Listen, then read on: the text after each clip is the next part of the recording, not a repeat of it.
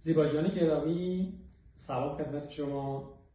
یه سوال خیلی شایعی که عزیزان میپرسند و همیشه هم سوال به جای هم هست نیست که بلفارپلاسی پلک فوقانی و بلفارپلاسی پلک تحتانی ماندگاری چقدره؟ ببینید، خیلی بسته به تکنیک داره. به همین علت شما ممکنه با بعضی عزیزان صحبت کنید و به شما بگن 5 سال بعد، 10 سال بعد برمیگرده.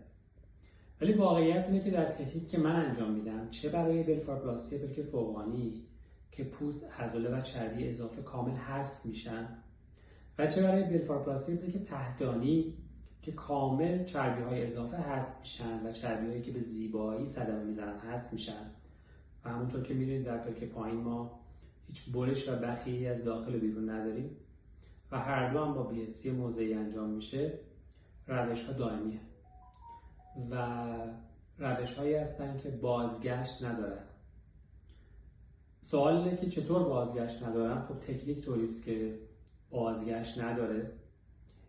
البته با گذر زمان، به فرض یه فرد 40 ساله یا 50 ساله که جراحی میکنه، زیباجوی عزیزمون، در حال 50 سال یا 100 سال دیگه هم که انشالله عمر بکنه، ممکنه نقاط دیگه ای از صورتش مثل ابرو یا پیشانی افتادگی پیدا بکنه. ولی پلک با